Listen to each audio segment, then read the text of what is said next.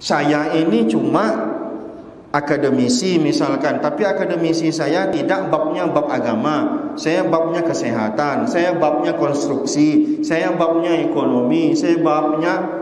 Kalau kita tidak di bidang itu, maka jangan bicara di bab itu.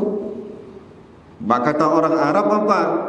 Orang yang bukan orang berbicara bukan pada disiplin ilmu yang dikuasainya, atabil ajaib, maka ngomongnya pasti ngelantur-ngelantur, ngomongnya aneh. Kenapa? Karena dia berbicara bukan pada ahlinya. Tidak begitu. Maka saya kalau ditanya orang, boleh nggak saya belajar agama pakai Quran terjemah? Saya bilang jangan. Sesat bapak nanti baca Quran terjemahan langsung diamalkan. Tak bapak baca tafsirnya, bapak tak baca di situ bagaimana ulama cara memahaminya. Wassalatu wassalamu ala asyrafil anbiya wal mursalin wa ala alihi wa sahbihi ajma'in. Lagi heboh di tengah masyarakat, khususnya masyarakat Pekanbaru, tentang fatwa dokter membolehkan orang lagi haid itu sholat. Dan ini sudah kita respon kemarin dalam YouTube YTWU, bisa dilihat respon kita. Nah sekarang kita tak bahas itu lagi. Kenapa? Karena masalah perempuan haram sholat dalam keadaan haid itu tak ada satupun ulama yang membolehkannya. Jadi kalau ada itu betul-betul ganjil itu. Man syazza finnar. Orang yang ganjil-ganjil dalam pendapatnya itu ganjil-ganjil dari neraka Allah Subhanahu wa taala. Istighfar. Yang kita soroti bukan itu. Yang kita soroti adalah tentang masalah fatwa ini. Kita ini mesti sadar diri kita, posisi kita secara keilmuan di mana posisi kita. Dalam agama kita ini cuma dua klasifikasi orang. Tak mujtahid dia, muqallid dia. Dua klasifikasinya. Mujtahid ada, walaupun ada ulama bagi menjadi tiga. Mujtahid, muttabi, muqallid. Tapi secara umum dua saja, mujtahid, muqallid. Kita ambil yang versi nomor 2 ini, mujtahid, muqallid. Siapa itu mujtahid? Mujtahid itu adalah orang yang memang dia sudah menguasai betul-betul bagaimana cara berdalil. Dia sudah memahami semua ilmu-ilmu yang dibutuhkan untuk berijtihad. Ilmu Al-Quran dia udah ngerti mana ayat yang sudah dinasakh, mana ayat yang mansukh, mana ayat yang am, mana ayat yang mutlak, mana yang mantuk, mana yang muqayyad, mana yang dikuasainya semua ilmu-ilmu tentang Al-Quran. Ilmu hadisnya udah ngerti dia mana hadis sahih, mana hadis hasan, mana hadis dhaif. Usul fikihnya udah dikuasai sama dia. Kalau begini kasusnya, bagaimana cara menggambarkan hukumnya dan lain-lain.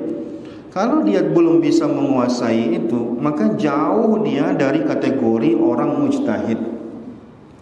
Mujtahid itulah yang boleh mengeluarkan hukum dalam agama kita.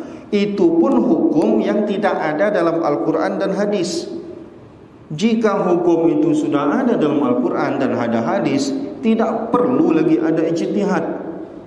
Kecuali kasus-kasus yang di luar kenormalan biasa gitu. Nah masalah haid, orang tak haram sholat ketika haid itu udah clear dalam Al-Quran dan clear juga dalam hadis. Walaupun Al-Quran tidak spesifik menyebutkan kata-kata haid, tapi hadis jelas. Kata Rasulullah apa? Ketika menjelaskan tentang wanita ini, dia kadang bisa kurang agamanya. Kata Rasulullah, alaisal mar'atu, bukankah perempuan iza hadat, apabila dia haid, lam tusalli wa lam tasum, kata Rasulullah, dia tidak boleh sholat dan tidak boleh puasa. Berarti di hadis Nabi itu dah clear masalahnya. Perlukah ijtihad lagi di bab itu? Tidak perlu ijtihad lagi di bab itu. Nah, sekarang siapa yang sampai ke level ijtihad mujtahid itu? Hari ini hampir sulit kita mencari orang yang sudah sampai ke level mujtahid itu. Kita aja udah ngaji dari kelas 6, dari umur 6 tahun, sekarang umur udah hampir 40 tahun, belum bisa sampai ke level itu. Maka kita sadar, kita posisi kita di mana secara keilmuan. Ternyata kita ini orang awam. Maka kalau kita orang awam ini apa? Awam ini kan istilah kita. Kalau kita tidak sampai ke level mujtahid, berarti kita kewajiban kita adalah taklid. Taklid itu mengikut pendapat yang sudah dikeluarkan oleh ulama sebelum kita.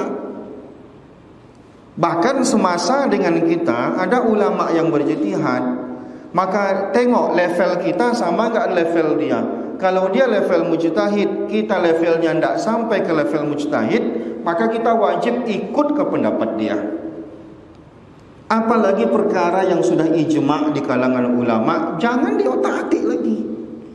Ijma' Quran sudah mengatakan itu, hadis sudah mengatakan itu, seluruh ulama mengatakan itu.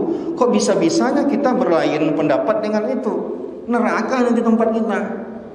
Maka hati-hati beristighfar. Maka kita mesti sadar diri. Kalau kita bicara agama, layak tak kita mengeluarkan hukum? Siapa kita?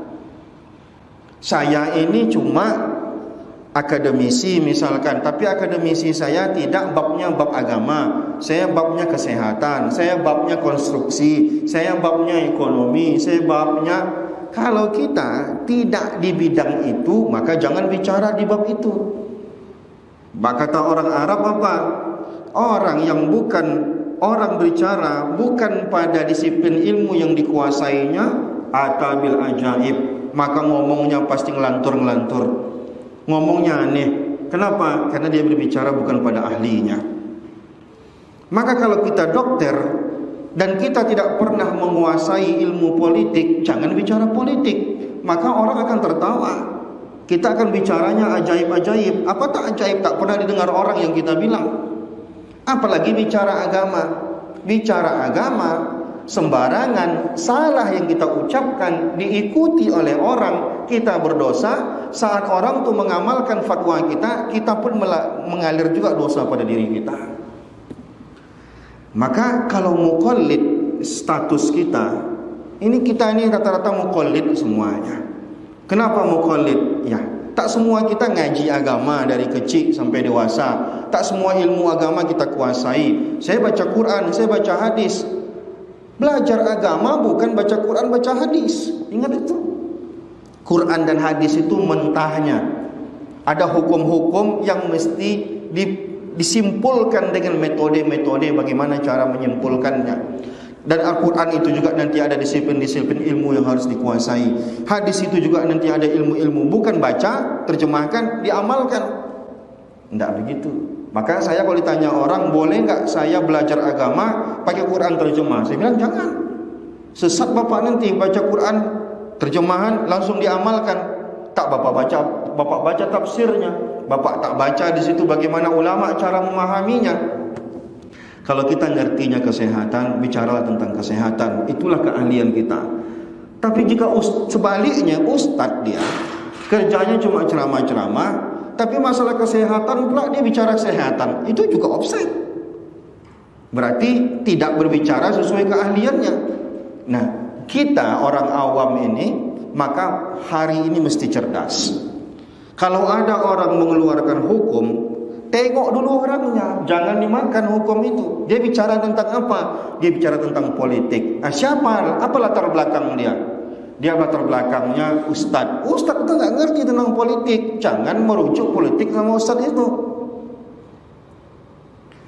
Siapa dia? Dia bicara ekonomi. Dia bicara ekonomi. Dia latar belakangnya apa? Dia latar belakangnya ustadz. Jangan diambil pendapatnya, karena bukan keahlian dia. Kecuali dia jurusan ekonomi syariah, itu lain lagi ceritanya. Begitu juga dia dokter, bicara agama, offset pula bicaranya. Datang orang kita yang bongak, diterimanya pula pendapat itu. Inna lillahi wa inna ilaihi raji'un. Inilah sebenarnya ciri-ciri akhir zaman itu ya begini. Orang bicara yang bukan pada ahlinya. Yang fatal itu kalau dia bicara tentang hal lain tak masalah. Kalau kita bicara tentang agama, hati-hati betul. Sedangkan sekelas Imam Malik aja, berapapun pertanyaan yang diajukan kepada dia, lebih banyak jawabannya wallahu a'lam. Sekelas Imam Maliki. Sekelas Imam Malik, mujtahid mutlak itu. Mujtahid mutlak, bukan mujtahid mazhab. Tapi ditanya, lebih banyak bilang tidak tahu. Kok bisa-bisanya kita tak punya latar belakang agama, berbicara tentang agama? Itu dosa, itu besar dosanya. Sesat orang gara-gara kita, itu besar dosanya. Orang berupaya bagaimana memberikan hidayah pada orang lain, justru kita menyesatkan orang, itu dosanya besar. Maka sadar dirilah Pak. Bapak siapa? Apakah Bapak memang pagi, siang, malam baca kitab sehingga Bapak betul-betul ngerti agama ini? Bicaralah tentang agama, jangan diam. Tapi kalau kita cuma sekedar dengar ceramah, itu pun nanti seminggu sekali dengar ceramahnya, itu pun kadang datang kadang tidak, pas ceramah itu tidur pula, tiba-tiba bicara agama dia nomor 1. Inna lillahi wa inna ilaihi raji'un. Hancur agama. Maka mulai sekarang kita cerdas. Kalau ada orang bicara agama, tengok latar belakang dia, layak tak dia bicara agama? Kalau umum-umum saja, mari kita sholat, itu tidak perlulah orang-orang mujtahid. Mari kita berpuasa, itu orang-orang biasa pun dah tahu, karena hukumnya udah pasti. Tapi kalau hukumnya offside dia, tak apa-apa. Mana ada Allah melarang ibu-ibu sholat ketika haid? Hadis kan udah menjelaskan. Kalau dia menerima ayat tak menerima hadis, itu ingkar sunnah namanya. Kalau dia ingkar sunnah, ini kelompok ingkar sunnah ini ada, hati-hati Bapak. Apa kelompok ingkar sunnah itu? Kelompok ingkar sunnah itu tak mau terima hadis, dia maunya cuma Al-Quran saja. Itu sesat. Karena hadis itu fungsinya adalah menjelaskan ayat-ayat ini. Karena ayat itu kebanyakannya global ya. Nanti dijelaskan oleh Rasulullah secara detail oleh Rasulullah. Nanti penjelasan Rasulullah itu pun umum juga, didetailkan lagi oleh para ulama hukum apa saja yang ada di situ. Kalau ada orang ambil Quran lalu tidak ngambil hadis, berarti dia ingkar sunnah. Orang ini segera bertobat pada Allah Subhanahu wa taala. Karena orang mengingkari sunnah itu bisa kafir.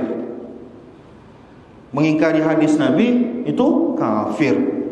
Maka kalau ada orang ngambil Quran tapi tak mau menerima hadis, itu kafir. Dia harus bertobat dia. Syahadat dia ulang. Intinya kita kadang tak bisa paksa orang dalam berpendapat, maka kita pun mesti cerdas mengambil pendapat. Kalau ada orang berpendapat aneh-aneh, ada Bang Noki tanya sama Bang Noki, "Bang, ini orang ini kok begini pendapatnya?" Sehingga kita tahu, fas'alu ahla zikri in kuntum la ta'lamun, kata Allah. Kalau nanyanya itu ya sama ahlinya, kata Allah. Nah, bertanya kepada ahlinya. Jangan bertanya masalah ekonomi syariah kepada saya, karena saya tak menguasainya. Kepada siapa?